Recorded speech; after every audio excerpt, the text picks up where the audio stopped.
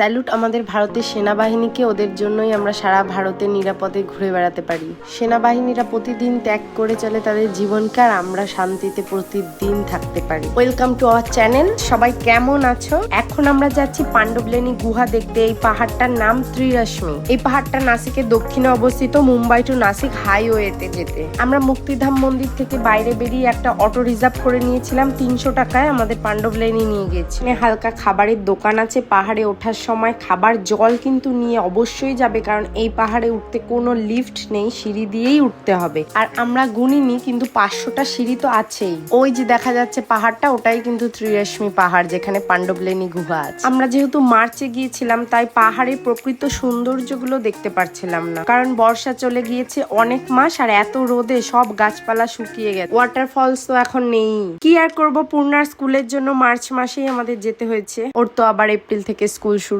যদি এখানে সেপ্টেম্বর থেকে নভেম্বরের মধ্যে আসা যায় তাহলে খুব ভালো দেখা যাবে। দেখো ভিউটা দেখো, এই পথটা বর্ষাকালে কতটা সুন্দর হয়ে উঠবে।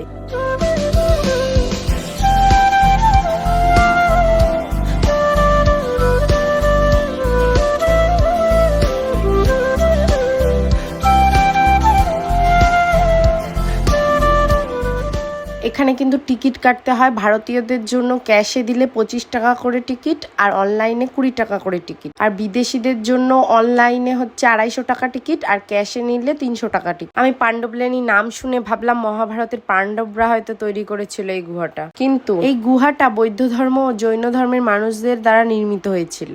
এই পাহাড়ে খোদাই করা অনেক ভাস্কর্য রয়েছে, বড় বড় কিছু স্তম্ভ রয়েছে।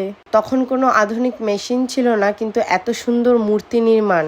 আবার বৃষ্টির জল ধরে রাখার জন্য কুয়োও তৈরি করেছিল। এই কুয়োর জমা জল দিয়ে তারা দৈনন্দিনের কাজকর্ম করত। পাহাড়ের গুহাগুলো এত সুন্দর করে করা, আর মেনটেনেন্সও ভালো, তাই এখনো মনে হয় যেন বসবাস করা যাবে। পাহাড় কেটে কেটে থাকার ঘর, ঠাকুরের মূর্তি সব তৈরি করেছে। প্রাচীনকালে মানুষ কতটা কঠোর পরিশ্রম করতো এই গুহার ভাস্কর্যগুলো দেখলে বোঝা যায়।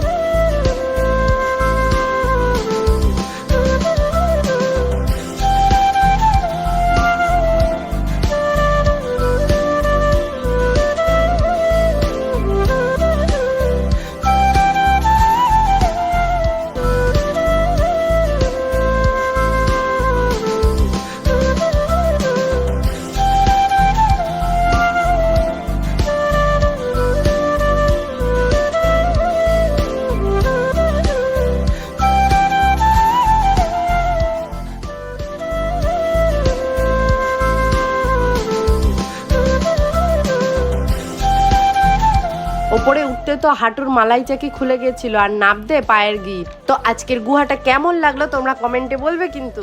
আজকের মতো টাটা, কথা হবে নেক্সট ভিডিওতে।